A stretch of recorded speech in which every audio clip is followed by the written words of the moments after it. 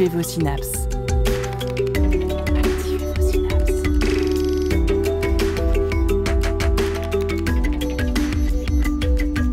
Poussez la porte du Labo des Savoirs et entrez dans un monde de science et d'expérience. C'est le Labo des Savoirs. Bien manger pour être en bonne santé, y compris dans notre tête. Et si notre nourriture avait un impact sur notre état de santé mentale ? Ces 10 dernières années, un premier lien semble par exemple émerger entre dépression et consommation d'aliments ultra transformés, des pistes de recherche qui se multiplient grâce à un nouveau domaine de l'épidémiologie, la psychiatrie nutritionnelle.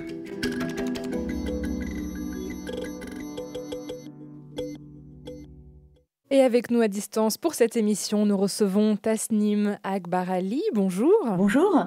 Vous êtes chargée de recherche INSERM à Montpellier, spécialisée en épidémiologie nutritionnelle, mais pas que. Est-ce que c'est bien ça ? C'est exactement ça, tout à fait. L'interview sera menée par Fabien Desec, bénévole au Labo des Savoirs, et nous entendrons également Aurore, bénévole, qui va nous apprendre comment la flotte britannique a gagné des batailles navales grâce au jus de citron. Vous êtes bien à l'écoute du Labo des Savoirs. Le son des sciences au Labo des Savoirs.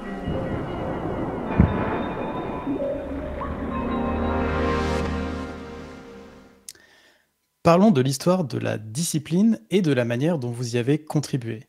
Vous, Tasnim Akbarali, vous travaillez à l'origine sur l'impact de certains nutriments comme les antioxydants, présents par exemple dans les fruits rouges, les noix, le cacao ou encore le gingembre, sur le vieillissement cognitif et les maladies liées à l'âge. Vous avez été l'une des premières à vous intéresser au lien entre la nutrition et la dépression à travers une étude sur le lien entre l'alimentation et les symptômes dépressifs chez les personnes d'âge moyen. Précisons que la dépression touche environ 2 fois plus les femmes que les hommes, 25% de femmes concernées dans le monde en 2021 contre 12% chez les hommes. En outre, la dépression serait la maladie mentale la plus coûteuse d'Europe avec une prévalence en augmentation. En 2009, vous publiez un article « Régime alimentaire et symptômes dépressifs chez les personnes d'âge moyen ». Dans cet article, vous analysez le lien entre habitudes alimentaires et risque de dépression sur 3486 personnes de la cohorte Whitehall 2. Pourquoi vous êtes intéressé spécifiquement au lien entre alimentation et dépression à l'époque ? Qu'avez-vous appris grâce à cette étude de 2009 ? Alors, merci pour cette synthèse qui est effectivement très, très, très juste. Donc, l'idée de se dire, finalement, on va étudier le lien entre alimentation et dépression, il vient déjà de votre constat. C'est une maladie, vous l'avez dit, très prévalente, qui est une maladie coûteuse sur le plan économique, mais pas que, puisque elle est coûteuse humainement, je dirais les choses comme cela. Quand on a un patient qui est atteint de dépression, c'est sa vie familiale qui est soit impactée, sa vie sociale, sa vie professionnelle, et la dépression est une pathologie complexe, multifactorielle. Il y a plusieurs facteurs qui vont être susceptibles d'influencer les trajectoires de cette maladie. Et aujourd'hui, on a des facteurs de risque qui sont bien connus, comme par exemple lorsqu'on a subi des événements traumatiques pendant l'enfance. Il y a également des facteurs génétiques qui sont mis en avant. Ces facteurs-là, ce sont des facteurs non modifiables, que nous on nomme non modifiables. Et l'idée de cette étude, enfin de cette thématique de recherche, c'est de comprendre et d'essayer d'identifier des facteurs que nous on va juger modifiables et qui vont être essentiellement liés au mode de vie. Et donc on a vraiment, en tant qu'épidémiologiste, compte tenu de cette pathologie qui est très prévalente et qui a c'est une vraie priorité de santé publique aujourd'hui de pouvoir diminuer la prévalence de la dépression, eh bien on s'est tourné vers ces facteurs modifiables pour tenter de les identifier. Et parmi ces facteurs modifiables liés au mode de vie, l'alimentation effectivement est un facteur d'intérêt. Et est-ce que vous pourriez nous en dire un peu plus sur l'étude de 2009 et notamment sur les participantes et les participants de l'étude, c'est-à-dire la cohorte Whitehall 2 qui joue quand même un rôle assez spécifique dans l'épidémiologie ? Oui, c'est une très très belle étude donc qui avait été initiée en 1985 par un sociologue qui s'appelle Michael Marmot, qui est assez connu hein, dans le milieu de la sociologie. Et en fait, cette cohorte, elle s'appelle Whitehall 2 parce qu'il y a eu une étude qui s'appelait Whitehall 1 qui l'a précédée. C'était une étude dans laquelle Sir Michael Marmot avait pu montrer eh bien que les ouvriers avaient un risque de mortalité plus élevé que les cadres ou les personnes avec des niveaux de revenus plus importants. Donc c'était à l'époque une révolution dans les croyances qu'on pouvait avoir, et du coup Whitehall 2 est né pour essayer de comprendre eh bien quel était le gradient social dans les inégalités de santé. Donc cette étude elle est née comme ça, et on a en 83 demandé à tous les fonctionnaires qui travaillaient dans 20 départements de la fonction publique à Londres donc de participer à cette étude. 73% d'entre eux ont accepté, ce qui un très beau taux d'acceptation hein, pour une étude de cohorte, et ce qui nous a amené donc à avoir une étude dans laquelle plus de 10 300 participants, fonctionnaires de 20 départements de la fonction publique à Londres qui ont accepté de participer à cette étude qui globalement se décompose comme ça, c'est-à-dire qu'à l'inclusion, tous les participants étaient invités à remplir un certain nombre d'auto-questionnaires sur leur vie, sur leurs habitudes de vie, sur les antécédents de leurs parents, sur leurs facteurs de santé. Et puis on avait également un examen clinique à laquelle on a pu faire un certain nombre de mesures de prise de sang, par exemple, de mesures anthropométriques, et puis des mesures aussi un peu plus complexes de santé cardiovasculaire. Et ces participants, en fait, ils sont toujours suivis actuellement. Donc, vous voyez, on a 30 ans de suivi, et ils ont été revus approximativement tous les 3 à 5 ans dans un centre clinique.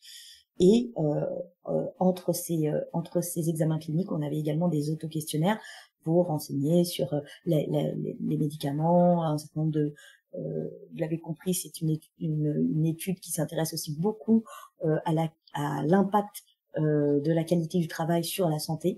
Donc il y avait également aussi beaucoup d'items sur les conditions de travail des participants.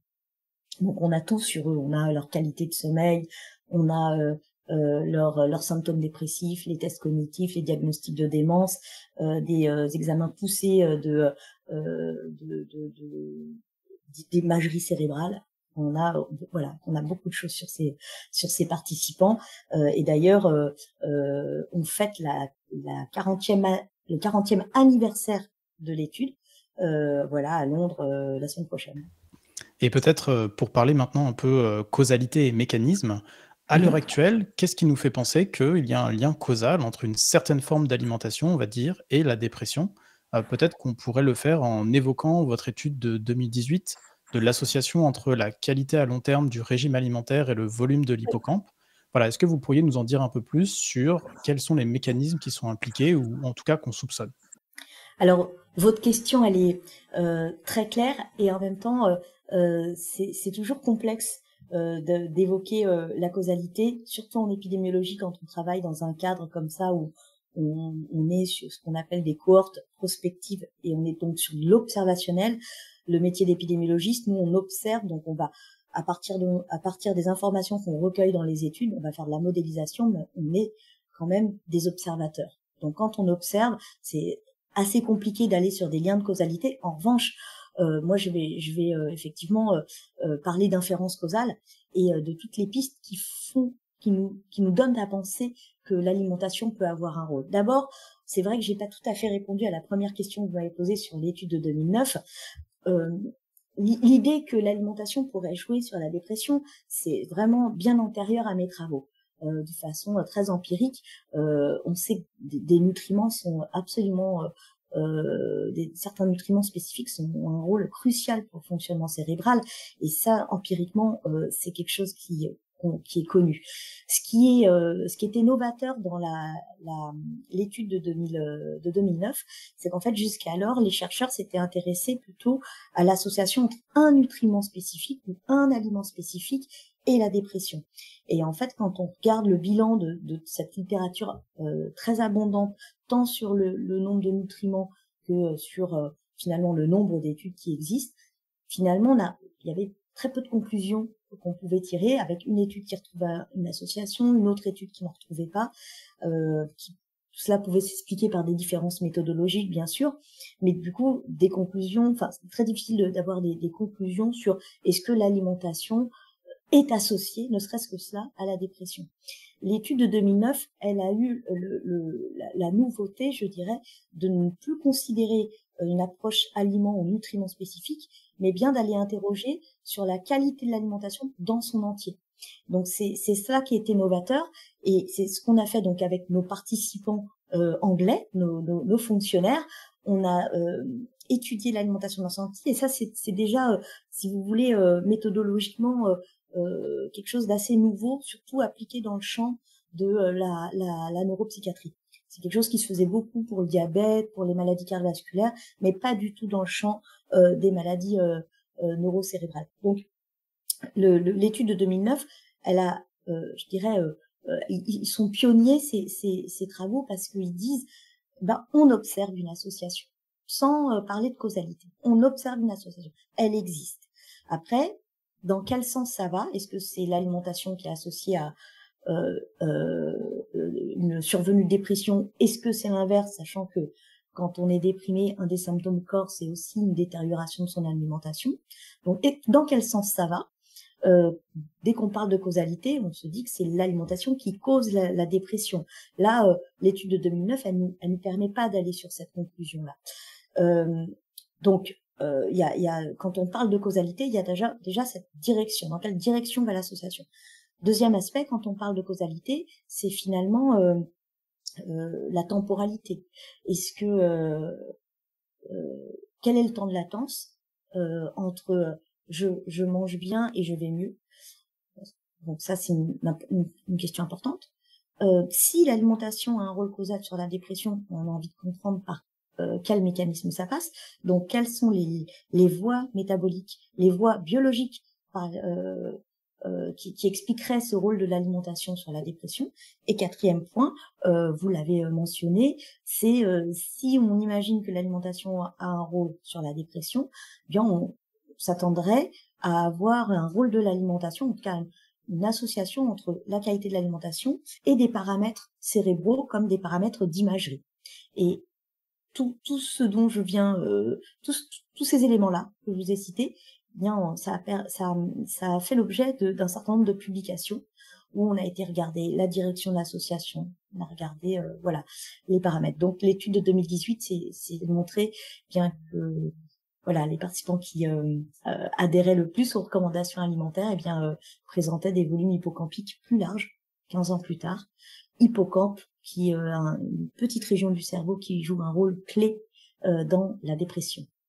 Et justement, pour rebondir sur cette question de la causalité, est-ce qu'on pourrait peut-être évoquer certains essais randomisés contrôlés, donc des études pour nos auditoristes qui sont très contrôlées et qui aident en général à déterminer la causalité? Peut-être que vous pourriez évoquer à la fois ce qu'il y a eu chez l'animal et aussi chez l'être humain. Il me semble que les premières études en essais randomisés contrôlés datent de 2010, si je ne dis pas de bêtises.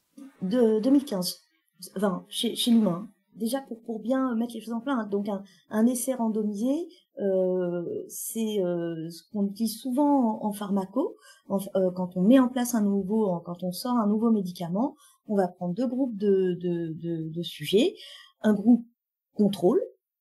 Souvent on donne un placebo ou une pilule qui n'a pas l'effet actif, et puis un autre groupe d'intervention où là il bénéficie de médicaments, et puis on observe est-ce que le groupe qui bénéficie de l'intervention va mieux par rapport au groupe contrôle. Et si c'est le cas, alors on dit effectivement le médicament il marche et il y a un effet causal de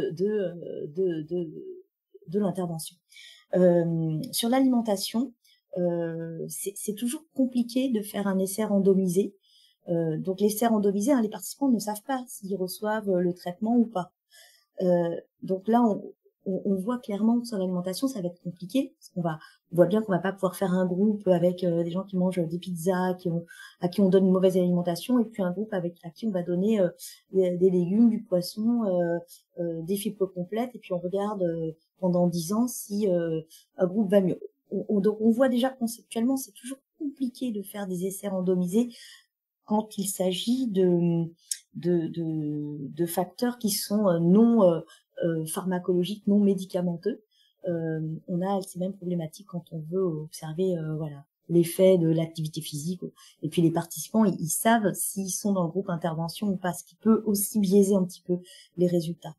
Mais effectivement, cela n'a pas empêché quand même des études donc qu'on appelle randomisées, des études d'intervention, où des chercheurs, là, notamment australiens, ont fait un très très bel essai randomisé dans laquelle ils ont sélectionné des participants qui étaient déjà atteints donc de dépression majeure, et sans toucher au traitement, c'est-à-dire sans toucher vraiment la prise en charge de ces patients.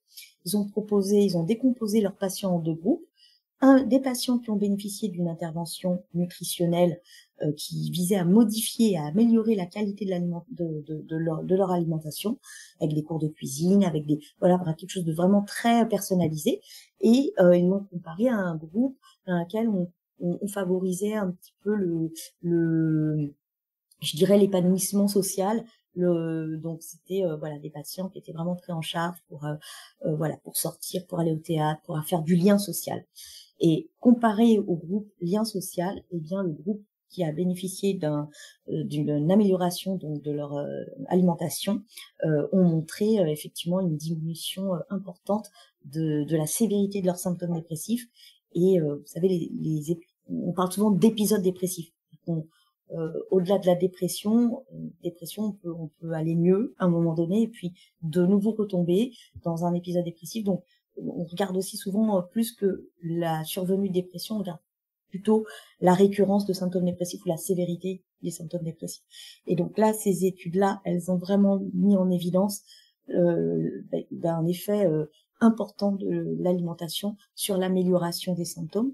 En revanche, les études qui elles se basaient les études qui elles essayaient d'évaluer si finalement quand on donne un tel de vitamines, est-ce que ça marche sur la dépression? Là, la réponse est plutôt non. Les études qui ont été sur ce type d'intervention n'ont pas montré d'effets bénéfiques sur la trajectoire des épisodes dépressifs. L'interview continue juste après Every Time de Miel.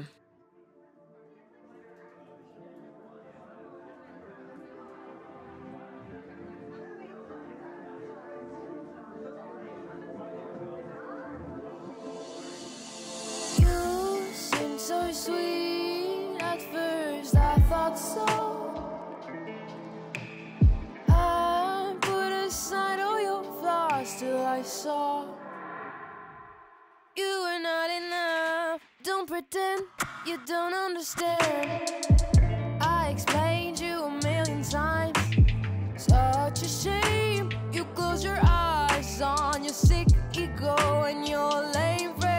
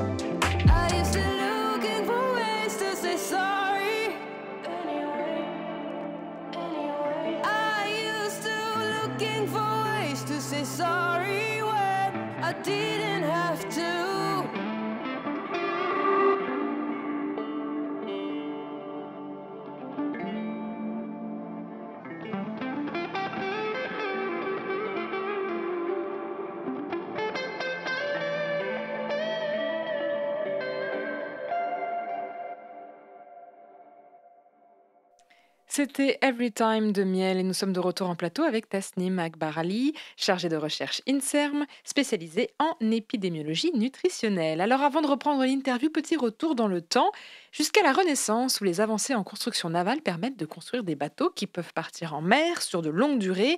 Alors que les voyages de plusieurs mois deviennent possibles, une étrange épidémie semble frapper soudain les marins. Aurore, que se passe-t-il exactement ? Eh bien, au bout de 3 ou 4 mois en mer, les membres des équipages commencent à avoir de nombreux symptômes.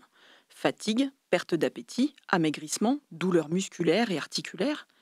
Et au fur et à mesure, les malades se mettent à présenter des problèmes de peau, des ecchymoses, et puis leurs dents se déchaussent avant de tomber. Sans aucun traitement, les troubles s'aggravent et les sujets atteints, incapables de se tenir debout, finissent par mourir d'épuisement ou de diverses complications. La raison, le scorbut. La maladie trouve son nom à partir du XVe siècle, mais on l'a également surnommée peste de mer ou mal de terre, puisqu'elle semblait guérir lorsque les malades revenaient à la terre ferme. Un désastre pour la navigation, parce que la fatigue des hommes atteints de scorbut était tellement intense qu'ils n'étaient plus capables de manier les voiles des navires. On pense que de nombreux naufrages étaient la conséquence du scorbut chez l'équipage. Pour vous donner un seul exemple, il était tellement répandu et dévastateur que le navigateur et explorateur portugais Vasco da Gama a perdu en 11 mois en mer près de 120 marins sur les 160 de son équipage. Alors à cette époque, comment on expliquait cette maladie ?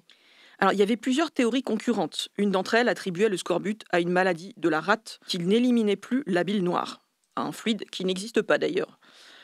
Une autre théorie attribue la maladie à des facteurs alimentaires, climatiques, psychologiques. Autrement dit, la viande salée, l'eau croupie, le climat ou encore la mélancolie des longs voyages en mer. Enfin, quelques-uns attribuent la maladie à un déficit alimentaire, mais la nature même de ce déficit reste à définir. Qu'est-ce qu'on peut faire du coup pour combattre ce scorbut ? C'est quoi la thérapie, la solution ?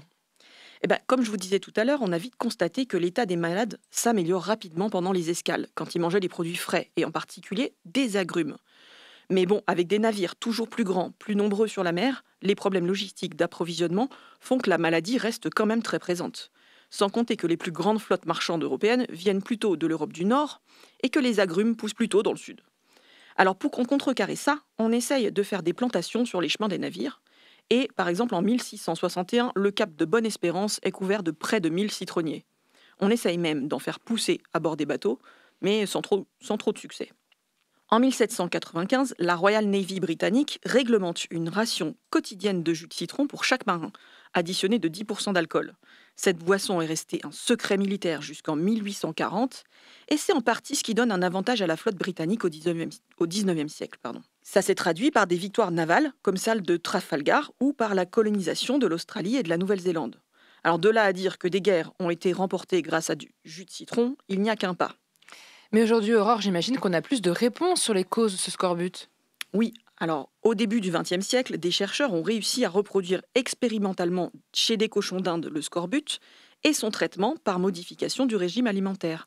Malheureusement, les chercheurs qui utilisaient des rats de laboratoire n'arrivaient pas à reproduire ces résultats sans comprendre pourquoi. En 1911, un autre groupe de chercheurs arrive à identifier des substances qu'ils appellent vitamines A et B, qui sont toutes deux nécessaires à la croissance des rats de laboratoire. Les partisans de l'hypothèse carentielle du scorbut ont donc cherché une vitamine C, dont le déficit pourrait expliquer le scorbut. En 1931, le chercheur hongrois Albert Szent-Györgyi, je ne suis pas sûre de la prononciation, en cherchant à identifier une substance qui empêche l'apparition des taches brunes sur les fruits qui pourrissent, a isolé cette fameuse vitamine C. Et il aura même un prix Nobel pour cette découverte. La vitamine C est en fait l'acide ascorbique, qui est l'abréviation d'acide antiscorbutique, antiscorbut. La vitamine C est essentielle à la formation du collagène, qui est un composant essentiel à certains de nos tissus. Sans vitamine C, on est fatigué, nos gencives ne peuvent plus tenir nos dents, notre peau, nos vaisseaux sanguins sont de plus en plus fragiles, etc. Vous vous rappelez, je vous ai dit que les expériences pour reproduire le scorbut n'ont pas marché sur les rats. Eh bien en fait, la plupart des vertébrés produisent leur propre vitamine C au niveau du foie. Mais il existe quelques exceptions, le cochon d'Inde, sur lequel on a fait les premières expériences, une espèce de chauve-souris, et, vous l'aurez compris, nous, l'humain, Homo sapiens, et nos cousins, les grands singes. Les réserves en vitamine C dépendent donc uniquement de notre alimentation, sous peine de développer le scorbut. Et à partir de tous ces résultats, le traitement du scorbut, Il est extrêmement simple. Il consiste à donner 1 gramme de vitamine C par jour à un patient adulte. En prévention, une alimentation saine et riche en fruits et légumes frais. Mais ça, la marine anglaise l'avait déjà compris avec son jus de citron. Mais c'est merveilleux, du coup j'imagine que c'est bon, aujourd'hui plus personne n'a le scorbut vu qu'on sait comment le soigner facilement. Eh bien, malheureusement, c'est pas aussi simple. De nombreux groupes de personnes restent vulnérables à cette maladie. Ça peut être le cas de personnes qui souffrent d'alcoolisme, des personnes âgées qui seraient isolées ou des sans domicile fixe. Un état dit pré-scorbutique peut également être favorisé par le tabagisme, des pathologies digestives, le cancer ou le sida. En gros, tout ce qui va diminuer les apports en vitamine C ou augmente les besoins, comme la croissance, la grossesse ou l'allaitement.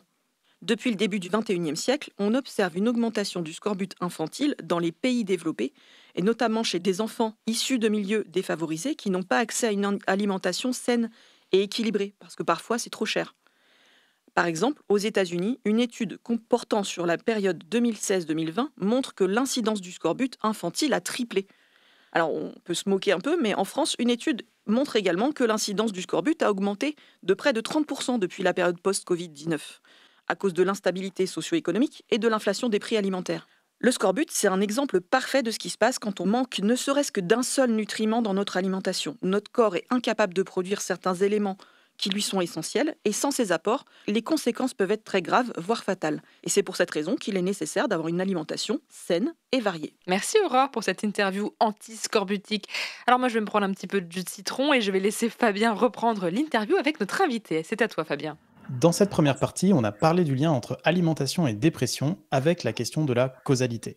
Et nous sommes de retour en plateau avec notre invité Tasnim Akbarali pour parler plus spécifiquement d'alimentation. On a beaucoup parlé jusqu'à présent de l'existence d'un lien entre l'alimentation et la dépression, mais on a assez peu mentionné les régimes alimentaires ou encore les aliments qui sont liés à la dépression. Commençons peut-être par ce qui ne marche pas, une étude très récente de 2024 à laquelle vous avez contribué explorait les risques de récurrence des symptômes dépressifs et la consommation d'aliments ultra transformés. Quels sont les résultats de cette étude et est-ce que l'association vaut aussi pour le premier épisode dépressif? Alors, merci pour cette question. Effectivement, donc j'ai conduit donc ces travaux de recherche qui visaient à explorer le rôle de ces aliments ultra transformés. Alors, les aliments ultra transformés, ce sont donc tous ces aliments qui ont été donc modifiés et transformés par des process industriels qui visent à modifier leur couleur, leur texture, leur goût. Et qui vont aussi modifier bien souvent leur conservation et leur durée de conservation. Et donc ces aliments transformés, on commence à en entendre beaucoup parler aujourd'hui. Depuis quelques années, on a une équipe de l'INSERM à Paris qui a pu montrer un risque important entre la consommation de ces aliments ultra transformés et un risque de diabète, d'obésité, cancer du sein également. Et donc, on s'est dit, mais ce serait quand même très intéressant de voir s'il y avait une association entre une forte consommation de ces aliments ultra transformés et le risque de dépression. Donc, dans cette étude, je me suis encore une fois intéressée aux participants de l'étude, de notre étude anglaise, et les fonctionnaires anglais, qui sont donc, je le rappelle, des adultes, des personnes qui étaient âgés entre 35 et 55 ans à l'inclusion, suivis depuis pas mal d'années. Donc, ce sont des personnes qui sont déjà souvent dans ce qu'on appelle un âge un peu en anglais on dit pré-elderly, donc c'est, vous voyez, fin de vie adulte, avant d'entrer du vieillissement. Donc nous, on s'est intéressé à la récurrence des symptômes dépressifs parce que souvent, à cette période de vie, on a déjà connu un épisode de vie dépressif, et l'hypothèse c'était vraiment de se dire, mais ces aliments ultra transformés, ils ont un impact sur les voies, notamment les processus inflammatoires. Ces aliments ultra transformés, ils augmentent de façon importante l'inflammation chronique. En tout cas, nous, c'était l'hypothèse qu'on avait. Et donc, du coup, on dit dans quelle mesure, eh bien, cela pourrait participer à aggraver les trajectoires de symptômes dépressifs, donc à finalement multiplier les épisodes dépressifs chez ces personnes-là. Et on a pu effectivement montré que la forte consommation d'aliments ultra transformés augmentait d'un tiers le risque de survenue d'épisodes dépressifs. Mais on a d'autres études qui elles se sont vraiment intéressées à la survenue de dépression et elles retrouvent également des résultats assez comparables, à savoir que quand on a une consommation d'aliments ultra transformés importante par rapport à ceux qui en ont, qui n'ont pas qui ne consomment pas ce type de produit, eh bien, cela augmentait le risque de survenue de dépression. Donc c'est effectivement important de mettre en valeur ces résultats parce que encore une fois, les aliments ultra transformés sont de plus en plus abondants dans les rayons des supermarchés et en fait, sont souvent des produits aussi très peu chers, fortement en hausse de consommation et donc c'est extrêmement important d'éviter ce type de produits parce que vraiment les risques sur la santé cardiovasculaire, métabolique sont importants, mais ce que les auditeurs doivent comprendre, c'est qu'aujourd'hui, on montre aussi qu'ils ont un rôle important sur la santé mentale. Parlons maintenant d'associations positives et d'une autre de vos études, une revue de littérature et méta-analyse de 2018. Alors, on rappelle pour nos auditeuristes que les revues de littérature et les méta-analyses sont des études qui fonctionnent comme des synthèses de plusieurs études et qui permettent d'obtenir des réponses plus précises à une question scientifique. Cette étude avait permis d'identifier, en outre, que les personnes qui adhéraient à un régime alimentaire dit méditerranéen ou à un régime alimentaire faiblement inflammatoire montraient des risques relatifs de dépression bien moins importants. Est-ce que vous Oui, pourriez nous parler un peu de ces deux types de régimes alimentaires et de cette étude?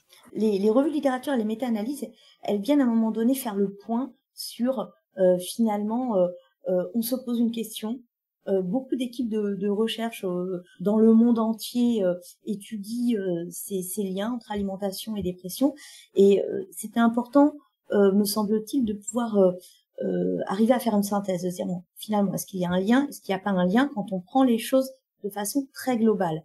Donc l'idée, c'était de prendre toutes les études de façon vraiment exhaustive, toutes les études qui ont étudié le lien entre alimentation dans son entier. Donc, qu'est-ce que ça veut dire? Ça veut dire, est-ce que aujourd'hui, on a plein de recommandations alimentaires qui existent.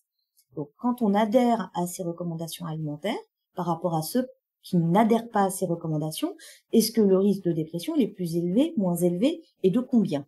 Donc, ce qu'on a fait, c'est qu'on a pris donc toutes ces études, ce qui, pour vous donner un chiffre, hein, ça représente plus de 36 000 participants au niveau mondial, avec voilà différents pays, des hommes, des femmes, différentes cultures. Parce que vous savez, les habitudes alimentaires, elles sont d'abord liées à une culture. Et donc, on a tenté de rassembler, d'unifier toutes ces études qui peuvent parler aussi de choses un petit peu différentes. Et donc, de pouvoir donner d'abord une tendance, et puis de façon, c'est important aussi de pouvoir quantifier, dire l'alimentation là maintenant, ça fait 10 ans qu'on montre que elle est bien associée à la survenue, donc la temporalité, on l'a traité dans les études, mais maintenant on montre qu'il y a un lien, mais qui est associé avec quoi et qu'est-ce qui permet de réduire de combien la survenue de symptômes dépressifs. Donc cette étude répondait à ces deux questions. Donc on a pris toutes les recommandations alimentaires qui existent. Donc on a, en tout cas toutes celles qui ont été étudiées. Donc vous avez parlé du régime méditerranéen, c'est ce qu'on avait mis nous un peu en avant dans le papier parce que tout le monde a entendu au moins une fois parler de ce fameux régime méditerranéen, mais il y a aussi d'autres régimes qui eux visent à réduire justement les mécanismes de pro-inflammation. Il y a des régimes qui eux visent à plus stopper l'hypertension. Il y a voilà, vous avez plein de régimes, donc on a pris tous ces régimes-là. Et effectivement, ce qu'on montrait, et c'était le cas pour à peu près tous les régimes, c'est que enfin toutes ces recommandations alimentaires, c'est que quand les participants qui adhéraient le mieux à ces recommandations alimentaires par rapport à ceux qui adhéraient le moins, diminuaient de 30% leur risque de dépression, ce qui est un chiffre qui est important. On n'est pas sur un effet mineur, on est bien sur 30%. Et encore une fois, la revue de littérature, c'était indépendamment de vous prenez un traitement, vous prenez pas de traitement. La conclusion de cette méta-analyse, c'était pas de dire finalement euh, euh, l'alimentation ne vient pas se substituer à un traitement. Par contre, elle peut venir apporter une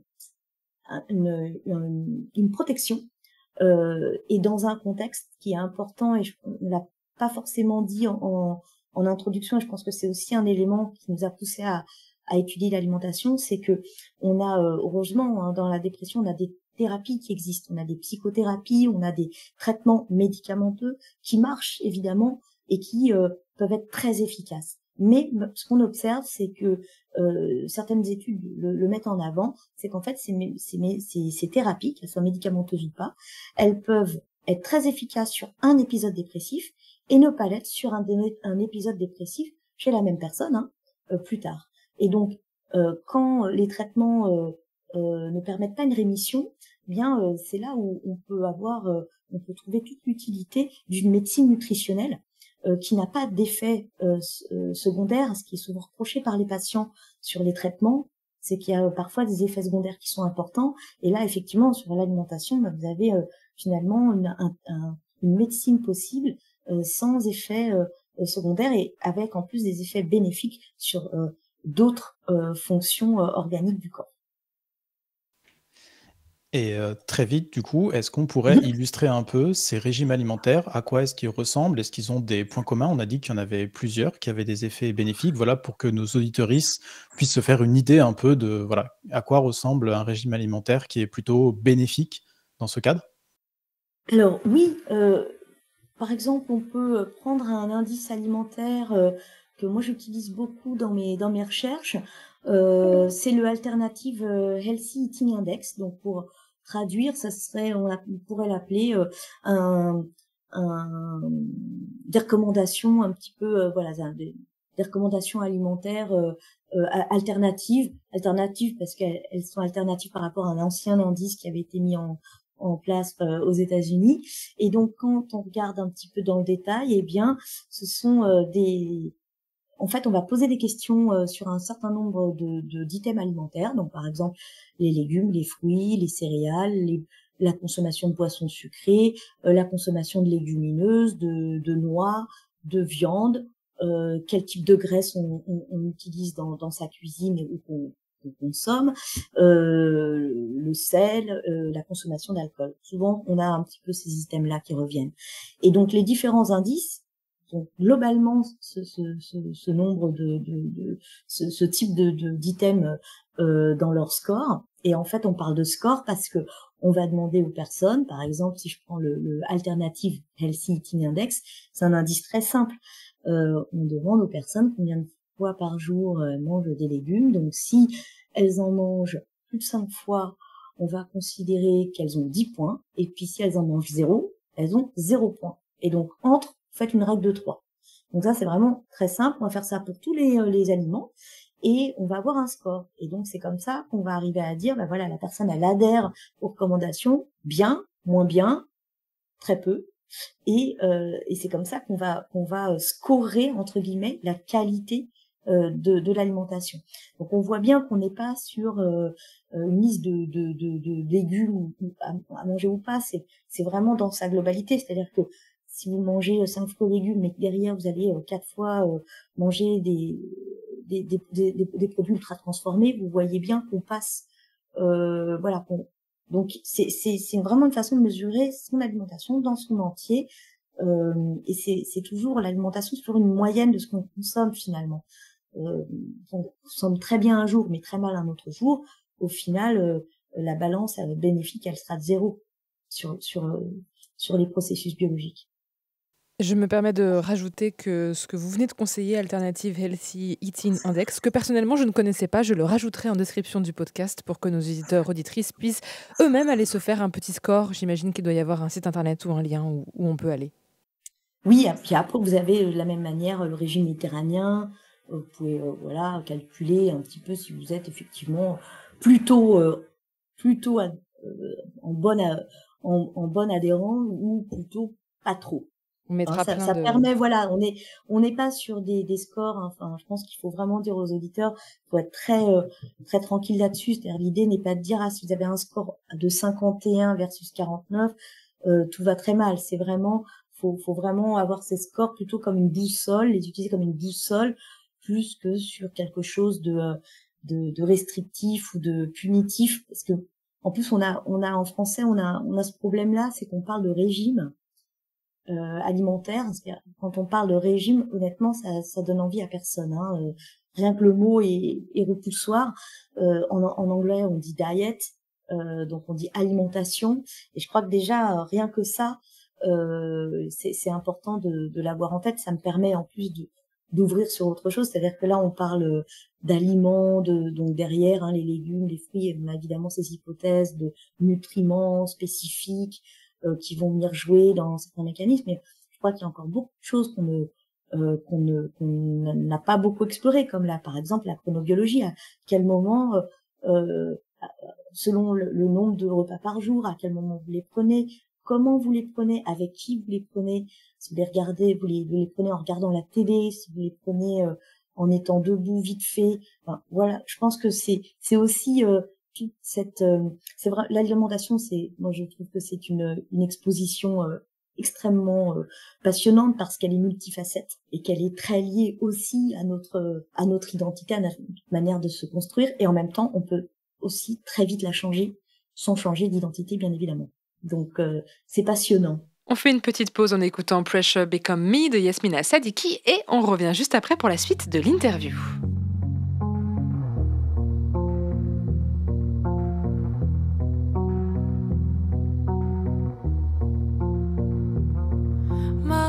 Don't tickle, they become chimes. Time is chiming into my life.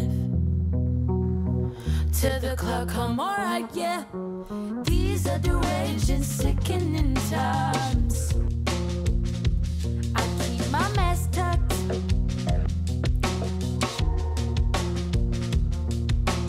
You have spaces to make greatness. Will I make greatness out of cages? I make greatness, I make. You could be following behind, but still lead the line, yeah. It's only me who has my own back, and yeah, I'm good with it. Oh, you're so cool with it. Pressure I keep putting on my world. Pressure becomes me, and yeah, I'm cool with it, so cool with it. Woo-hoo. She's so cool, cool. What much to do, steaming when it's freezing. My expectations of me to me, please don't deceive me. Are you?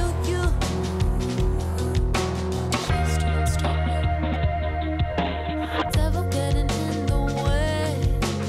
Devil had a lot to say, but devil doesn't pave my ways. Devil demanding where I sit and stay. To some God I pray the praying away. I pray that someday I won't need to pray. Oh, yeah, I think I'm like that.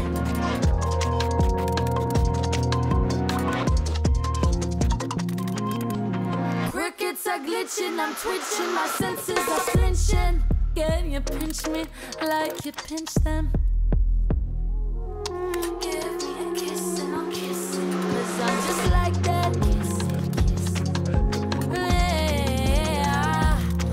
I'm just like that.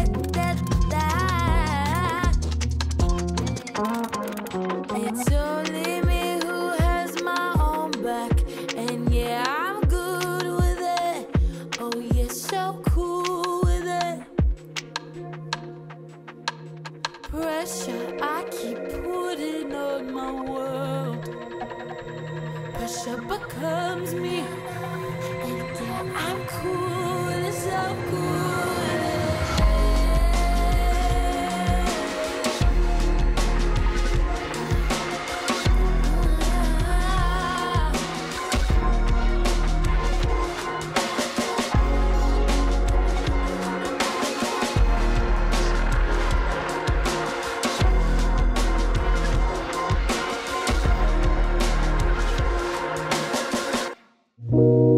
Écoutez la recherche et ses chercheurs au Labo des Savoirs. Tasnim Akbar Ali, on a parlé un peu du rôle on a parlé des nutriments, on a parlé d'alimentation, de régime alimentaire. J'aimerais bien justement évoquer la question d'un nutriment très particulier, qui est celui des oméga 3 et son lien avec la dépression. Il y a récemment une revue systématique de littérature et méta-analyse qui est sortie en 2023 et qui suggère potentiellement des effets bénéfiques de certains oméga 3, notamment à chaîne longue, sur la dépression. Est-ce que vous pouvez nous dire, voilà, s'il y a des preuves d'efficacité, est-ce que c'est suffisamment solide? Alors effectivement, oui, ça fait partie des aliments, enfin des nutriments extrêmement importants. Les acides gras, ce qu'on appelle les acides gras polyinsaturés, ce sont des acides gras de longue chaîne, et en particulier les acides gras, voilà, les oméga 3. On a plusieurs types, hein, les oméga 3, les oméga 6 et les oméga 9, et qu'on trouve essentiellement dans des huiles végétales. C'est dans les huiles végétales, et puis également dans les oméga 3 dans des poissons qu'on appelle les poissons gras. Voilà, donc ce sont des nutriments extrêmement importants, parce qu'il faut savoir que le cerveau est très riche en lipides, et notamment les acides gras polyinsaturés sont extrêmement importants pour tout le système membranaire cérébral, et donc ces oméga 3 viennent également jouer un rôle extrêmement important, notamment dans ce qu'on va appeler les phénomènes d'oxydation. Et donc là, les oméga 3 vont venir aussi jouer un rôle très important pour limiter les effets du stress oxydatif sur le cerveau, mais vont également jouer un rôle extrêmement important, parce que c'est ce qu'on appelle vraiment des aliments anti-inflammatoires. Donc vont être extrêmement importants pour justement lutter contre les processus inflammatoires qui constituent vraiment une piste centrale dans la physiopathologie de la dépression. Donc en termes d'études, alors effectivement, vous avez beaucoup de littérature sur les oméga 3. Ce sont pas des nutriments très facilement mesurables, dans le sens où, si vous voulez, c'est toujours compliqué d'estimer les oméga 3 que vous consommez à partir d'un questionnaire. On a aujourd'hui, il est vraiment préférable d'aller sur des mesures biologiques d'oméga 3. Donc c'est quelque chose qu'on fait dans les études de cohorte. Et après, les études sur les oméga 3 sont aussi très nombreuses, où on est vraiment sur quel type d'oméga 3 spécifiquement, quel dosage, et encore une fois vraiment des études qui visent à aussi comprendre dans quelle mesure finalement les oméga 3 pourraient venir aussi, dans un sens, balancer les effets d'une alimentation moins bonne. Donc on est toujours sur je crois que ce qui est important, c'est qu'on n'est vraiment pas, quand on parle de psychiatrie nutritionnelle, on n'est vraiment pas sur des nutriments miracles qui viendraient finalement tout résoudre. Mais la compréhension de finalement les effets des oméga 3 et les effets, parce que je pense que vraiment ça c'est encore une fois, la dépression est une maladie multifactorielle, donc les oméga 3 vont venir jouer à plusieurs niveaux et apporter de la protection à plusieurs niveaux, mais c'est effectivement comprendre lesquels, et puis de vraiment bien identifier les différentes voies et sur quelles voies ils vont être potentiellement protecteurs. Parce que là encore, vous avez d'autres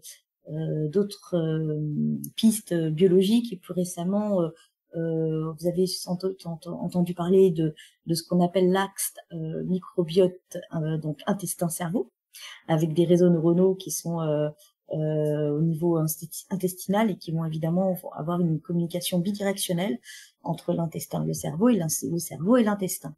Et donc là encore, une alimentation qui va permettre d'être très bénéfique sur le microbiote va sans doute être extrêmement importante aussi sur les voies physiopathologiques qui mènent à la dépression.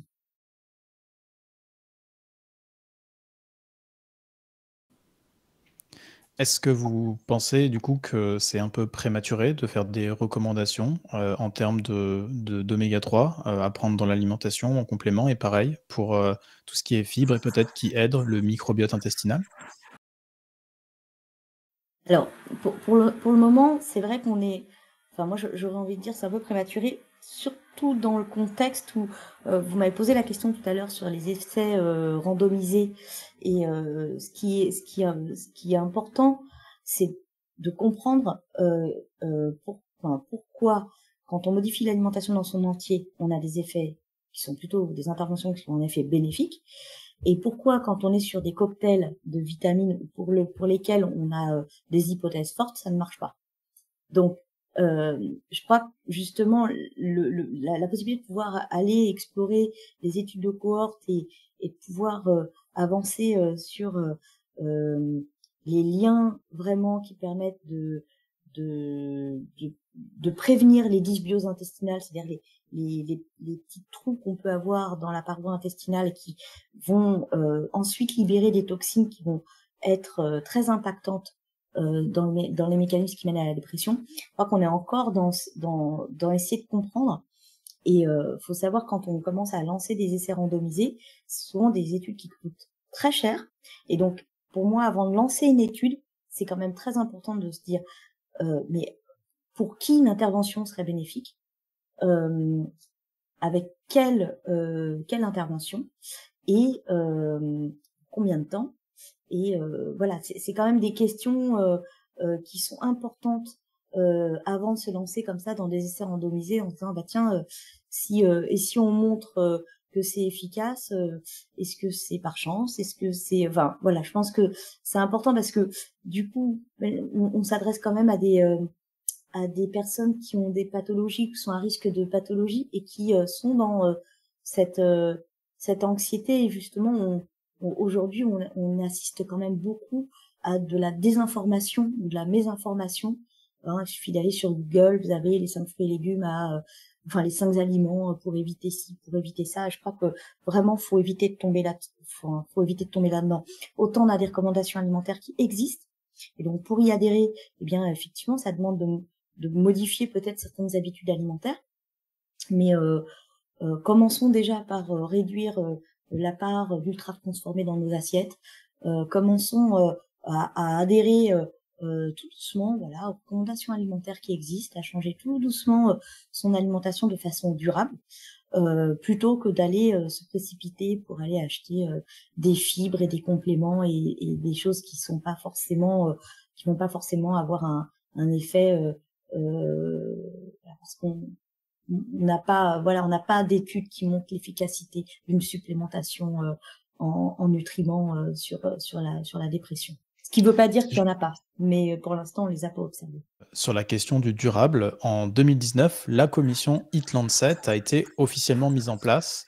Alors, il s'agit pour nos auditoristes d'une collaboration internationale et pluridisciplinaire de chercheurs et de chercheuses visant à répondre à une question brûlante: quelle alimentation pour nourrir 10 milliards d'humains en 2050, en respectant bien sûr les limites planétaires?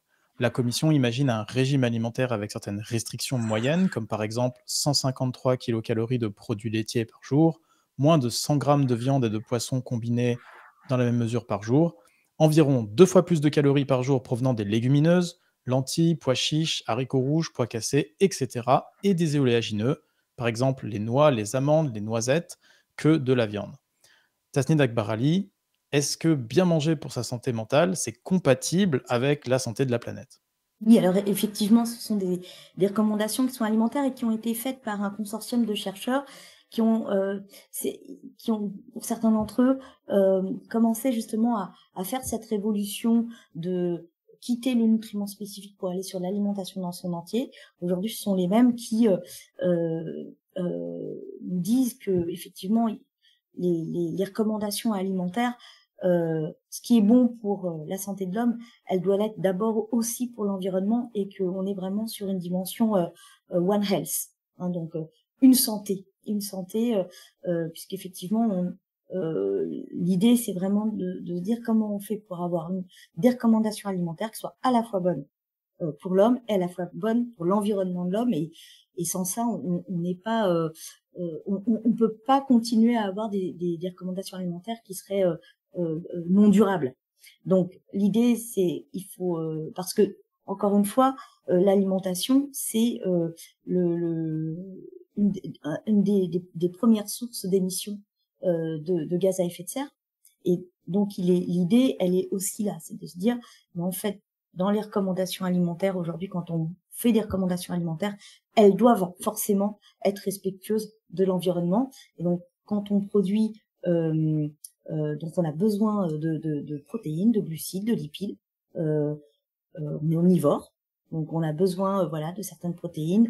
Il y a des périodes dans la vie où on est en plus sur des vulnérabilités. Je parle des périodes petite enfance, des périodes par exemple de grossesse ou des périodes de vulnérabilité du haut grand âge. On a là encore des recommandations alimentaires qui doivent être vraiment précises et qu'il faut respecter. Mais encore une fois, on n'est pas obligé de manger voilà de la viande rouge tous les jours, etc. Et en plus, ça tombe bien parce que ça va à l'encontre des recommandations alimentaires. Parce qu'on sait qu'aujourd'hui, quand on consomme trop de viande rouge, ça augmente notre inflammation, notre risque d'inflammation chronique, qui lui va être responsable de diabète, de maladies cardiovasculaires, qui elles-mêmes sont associées au risque de dépression. Quand on a du diabète, quand on a des maladies cardiovasculaires, on augmente son risque de santé mentale et ça va dans les deux sens. Donc, on est aujourd'hui vraiment sur des recommandations alimentaires qui sont voilà, qui respectent l'environnement. Aujourd'hui, on est en train de tester ces recommandations alimentaires vis-à-vis de la santé mentale très spécifiquement. Donc, on est vraiment en cours d'analyse. Donc, voilà, je reviendrai vers vous dans quelques mois, éventuellement, si j'ai plaisir, pour venir vous donner les résultats de ces nouvelles recherches.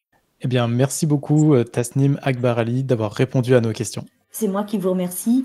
Je vous remercie surtout de l'intérêt que vous portez à ce champ de recherche qui est très nouveau. La psychiatrie nutritionnelle, c'est un champ de recherche extrêmement nouveau. C'est important parce que aujourd'hui, quand vous allez chez votre médecin généraliste, vous avez un diabète ou vous êtes à risque de maladie cardiovasculaire, la première recommandation qu'il va vous faire, c'est d'aller faire une consultation nutritionnelle.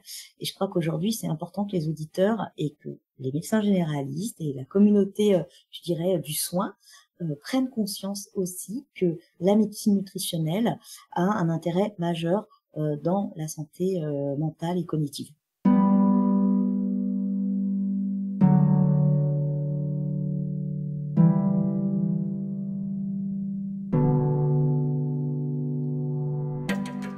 Merci beaucoup à Tasnim Akbar-Ali, chargée de recherche INSERM, spécialisée en épidémiologie et psychiatrie nutritionnelle. Merci également à Aurore pour sa chronique spéciale Scorbut et à Fabien pour l'interview.